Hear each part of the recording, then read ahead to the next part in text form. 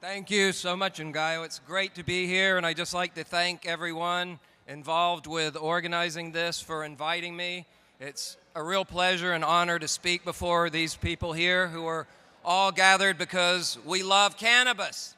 We know what cannabis can do, and we know that it's good for us, and that the lies we've been sold for year after year after year have to be eradicated and replaced with the truth. And the good news I have for you is that science is solidly on our side. The studies that are being done currently, really in the last 10 years, are showing that every time you ingest cannabis, marijuana, some way of taking in cannabinoids from the cannabis plant, you're doing yourself an enormous amount of good. Because what happens is THC, CBD, and the other chemicals in cannabis are very similar to our own naturally produced endocannabinoids. And the job of endocannabinoids is to interrupt disease process in our body, to protect us, to create a balanced system so that we can be vital and viable people in this world. And what I found that made me write this book, Marijuana Gateway to Health, is that there are just enormous studies coming through from all over the world. And what they're finding is that THC and CBD have powerful anti-tumor effects in a number of ways. It's really quite mind-blowing. Not only do these cannabinoids protect us from the development of cancer by changing the environment in our bodies that leads to the development of cancer, if we get cancer cells in our body, they attack them, and they attack them on a number of levels. They stop these cells from producing blood vessels to feed themselves, and then they attack the cells and trigger them to die off in a timely manner, which is one of the problems with cancer cells. They don't assume the function that they should, and then they keep living and spreading and crowding out the cells that we need to carry on our biological functions. So what we know is that cannabinoids have powerful effects against tumors, and yet they don't harm the other cells like traditional chemotherapy does. And so we need to really get to a point where we can explore this, but our government won't let us explore it because it has an agenda that only allows cannabis to be used for harm assessment studies. And that's one thing that has to change. We need to have honest research into the benefits of cannabis. And so we all really need to say enough is enough. Get rid of this provision that prohibits us from doing research into the benefits of cannabis. Another thing that we found that cannabinoids do, and this is truly remarkable, especially THC, what Ngayo was talking about, the idea that it can help protect us from Alzheimer's disease. THC has a remarkably unique effect. It goes into the brain and it actually disrupts the deposit of the plaque that causes the symptoms of Alzheimer's. Alzheimer's is a disruption in our thought processes, in our cognition, our ability to think and understand things. And it results because of inflammation leading to the deposit of a crusty-like plaque. It's like a roadblock, so the highway can't be traveled by the signals that we need to understand things. So THC has a remarkable ability to go in and break up the plaque that leads to Alzheimer's. But even better news than that, something that was discovered that is truly mind-blowing, is that THC triggers the production of healthy, functional, new brain cells. It's called adult hippocampal neurogenesis, and there's solid evidence that THC will trigger the production of healthy, functional new brain cells. So you need to think about that because we've been brainwashed with this disinformation for years that somehow using cannabis will kill off brain cells, and that was the result of some really bad monkey studies where they suffocated monkeys to death with cannabis. But now we see honest research has turned up that cannabis really does generate new brain cells.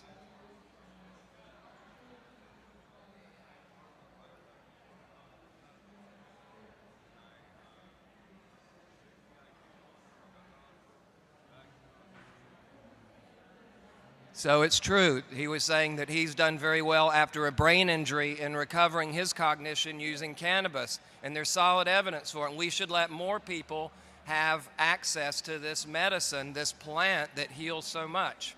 Yes, we should let all people have access. Can you guys hear me? Yep, I can hear you. Or is it just a couple of that's the monitors?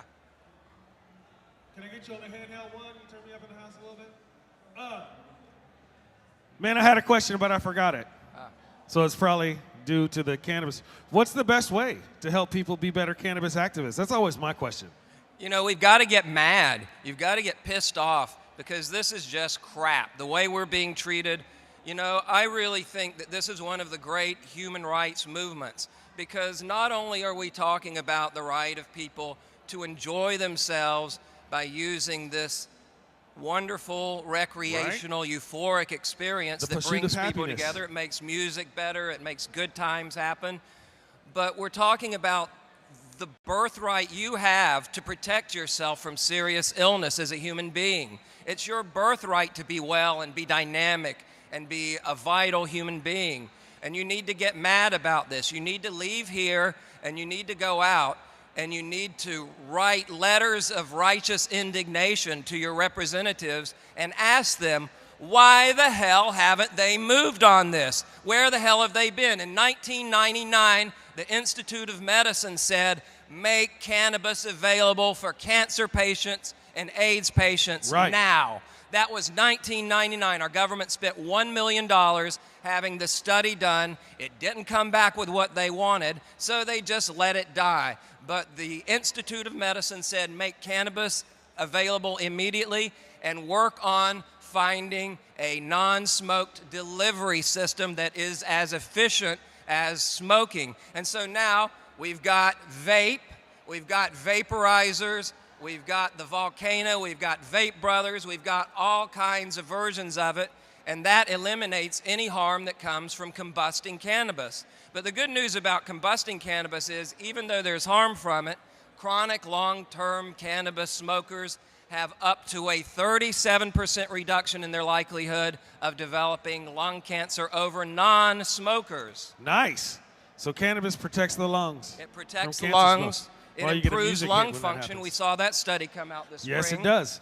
It reduces traffic accident deaths. I've noticed that too. That's been from the Washington State study. Right. And it reduces suicides. Wow, it sounds like cannabis can do a lot of different things. This is almost like an infomercial. One more thing. At this point. One more thing. Give us $15, we'll give you not just 1 gram. There was a study with binge drinking teenagers, and they wanted to find out how much worse it was if you use cannabis while you're binge drinking. What they found out is that the teenagers who smoked cannabis while they were binge drinking had a significant reduction in the brain damage caused by the alcohol. That's because you get the spins and pass out. No, it protects, it shields the brain. Marijuana shields the brain. THC and CBD work together, but especially THC is pretty remarkable for shielding brain cells. It also works with head injuries. That's right. So in my book, I say the NFL should make marijuana, cannabis, as available in the locker rooms, after football games, after practices, as ice packs, because it's the most effective way to prevent the cumulative damage that comes from repeated head injuries in football. Well, that makes sense to me. And every college administrator, because it protects the brain from alcohol damage, should require that any event on campus where alcohol is served, that marijuana, cannabis be made available. I like that. I like that. Here's the thing, though. This is kind of a devil's advocate point. This is my question, though. I know for a fact that a lot of times when you start mixing alcohol and cannabis, especially if you're a young or kind of amateurish drug user and you don't know your tolerance and limits, mixing alcohol and weed is the best way to have vomit. So what would you say to that when people bring that up? Don't drink, just smoke. Fair enough. Fair enough. I've always found that go with God's herb, not the Babylon juice. I can be stoned and then get drunk, but I can't be drunk and then get stoned, if you understand. Well, Well, the interesting thing, it doesn't seem like you have to use a lot of cannabis to protect the brain. Okay, so not enough for the spins. No, just enough to protect the brain. One or two tokes. There's a neurologist, and his motto is now, a puff is enough, because one puff of cannabis is enough to offer significant protection to the brain from the process that leads to Alzheimer's disease. And you wouldn't even really get high. It'd be like eating vinegar or something, just something you do. You know, like taking a B vitamin. I get up, I take a small bong hit. Well, this is the way we have a cup of coffee. This is how we Sounds get like over my day prohibition. anyway. This is how we get over prohibition. We let people know it's not about getting high.